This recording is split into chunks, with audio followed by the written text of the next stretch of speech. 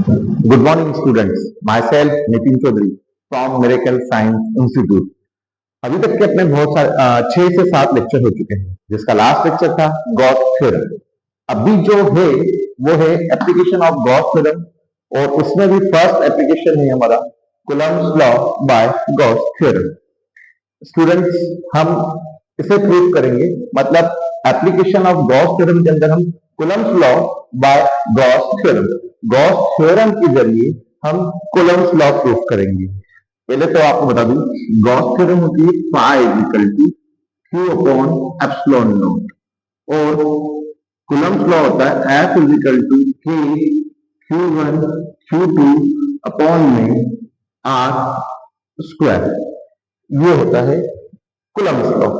हम इसका यूज करके कूलम्ब्स लॉ प्रूव करेंगे। इसको प्रूव करना है, उसके लिए हमने एक स्फेयर बॉडी ली, एक स्फेयर बॉडी में प्लस क्यू चार्ज रखा। इसका एरिया वेक्टर और इंटेंसिटी ड्रॉ करने पर वो दोनों कोइंसाइड हो गए, मतलब एक ही डायरेक्शन में। इस पॉइंट से लेके यहां तक की जो डिस्टेंस है वो कितनी है, आर है। जब जब number of electric line perpendicularly outside from the surface आती है तो हम उसको बोलते हैं फ्लक्स। क्या बोलते हैं उसको? फ्लक्स। तो इसमें सबसे पहले हम फ्लक्स लिखेंगे, तो यहां लिखेंगे D phi equal to E vector dot D S vector. पर हम इसमें क्लोज इंटीग्रेशन, जिसके कारण से एरिया बाउंडेड होता है, ये गॉस थ्योरम का भी कंसेप्ट है।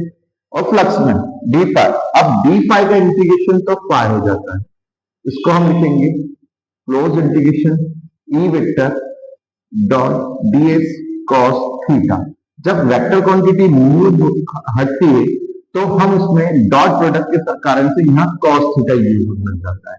Cos theta E D S cos theta. Cos theta मतलब इस इंटेंसिटी और एरिया वेक्टर दोनों के बीच बनने वाला एंगल, वो दोनों क्या है?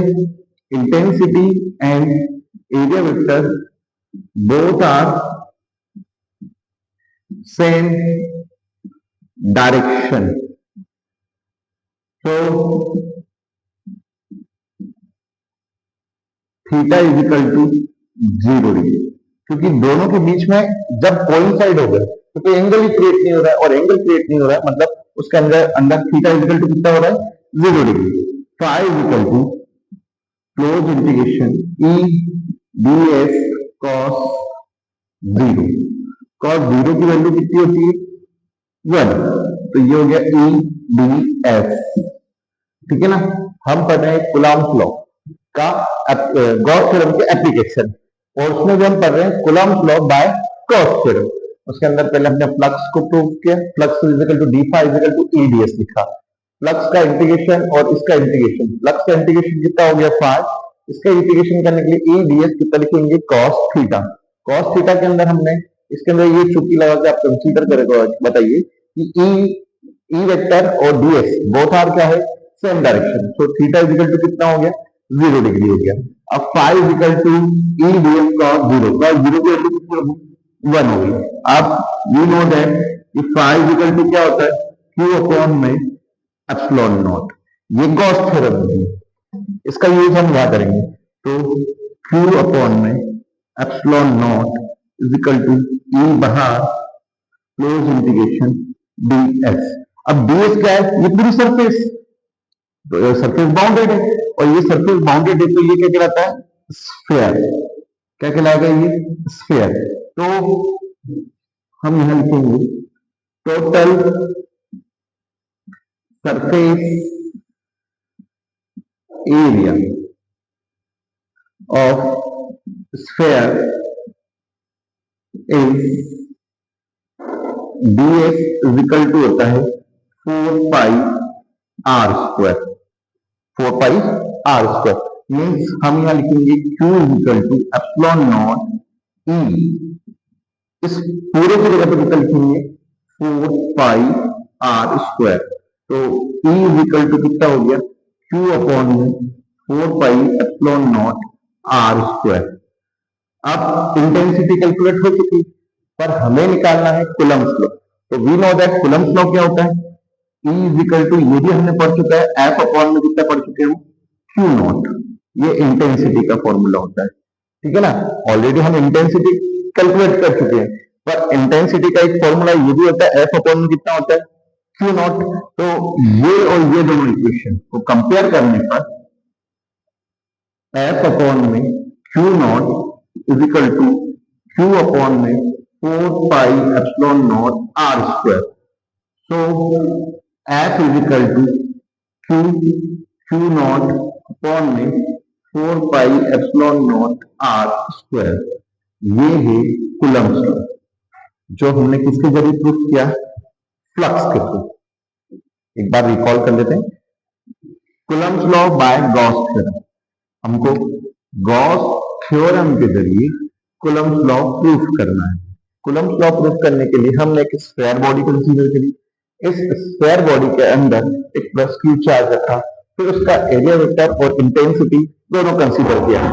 कंसीडर करने के कारण से, दोनों सेम डायरेक्शन होने के कारण से, इसके बीच में जो एंगल बन रहा है वो थीटा इक्वल टू कितना बन रहा है, 0 डिग्री। कितना बन रहा है, 0 डिग्री। अब डी पाई इधर भी इंटीग्रेशन, क्लोज इंटीग्रेशन, इधर भी ए वेक्टर और कितना लिखेंगे, डीएस वेक्टर, डीएस वेक्टर। इसका इंटीग्रेशन फाई का इंटीग्रेशन करेंगे तो वो डी फाई का इंटीग्रेशन करेंगे तो वो फाई हो जाएगा। क्या हो जाएगा, फाई हो जाएगा। इसका डॉट प्रोडक्ट हटेगा तो ई डीएस कितना लिखेंगे, कॉस थीटा। अब इंटेंसिटी और एरिया वेक्टर दो टर्म क्या लिखा मैंने, सेम डायरेक्शन, तो थीटा इज इक्वल टू कितना हो गया, 0 डिग्री हो गया। 0 डिग्री होने के बाद cos 0 की वैल्यू कितनी होती है, 1 e dx। फाई की वैल्यू q अपॉन में कितना होता है, एप्सिलॉन नॉट। तो q अपॉन एप्सिलॉन नॉट इस फाई की जगह पे यूज किया। ये आया कहां से, बाय गॉस थ्योरम। किसके जरिए आया, by Gauss theorem. q upon epsilon naught e ds। अब टोटल सरफेस एरिया कितना होता है, 4 पाई आर स्क्वायर। तो इस ds की जगह हम 4 पाई आर स्क्वायर रखेंगे तो इससे इंटेंसिटी कैलकुलेट हो गई। बट इंटेंसिटी का एक और फॉर्मूला क्या होता है, एफ अपॉन में कितना होता है, क्यू नॉट होता है। तो इन दोनों को हम कंपेयर कर देते हैं। तो कंपेयर करने के कारण से F upon Q naught is equal to Q upon में 4 pi epsilon naught are square. Q naught को इधर बचाएंगे तो ये F is equal to Q Q naught upon में 4 pi epsilon naught are square. इसे हम Coulomb's law by Gauss theorem बोलेंगे, और हम इसे ये भी बोल सकते हैं कूलम्ब्स इनवर्स स्क्वायर लॉ, ये भी बोला जाता है इसको। ये हमने फर्स्ट एप्लीकेशन पढ़ा। आगे के लेक्चरों में हम एप्लीकेशन ऑफ गॉस थ्योरम के अंदर सेकंड, थर्ड, फोर्थ जितने भी इसके एप्लीकेशन थे वो 1 बाय 1 पढ़ेंगे। अभी फर्स्ट लेक्चर हमने Coulomb's law by Gauss theorem पढ़ा है। अब सेकंड जो है वो स्ट्रेट वायर वाला है, थर्ड जो है वो एक प्लेन शीट वाला है, फोर्थ इसका एक स्फेयर बॉडी यूज करके उसका इनसाइड, आउटसाइड और सरफेस पे हम इंटेंसिटी कैलकुलेट करेंगे। जितने भी एप्लीकेशन आएंगे उसमें हम गॉस थ्योरम के अंदर सबसे पहले इंटेंसिटी ही कैलकुलेट करेंगे, देन आगे उसको मूव करेंगे। इंटेंसिटी का हम कंटिन्यूस चार्ज डिस्ट्रीब्यूशन भी यूज करेंगे। कंटिन्यूस चार्ज डिस्ट्रीब्यूशन का भी एक टॉपिक है, वो भी मैं आपको शॉर्ट वीडियो बना के एक्सप्लेन कर दूंगा students. Okay students, thank you.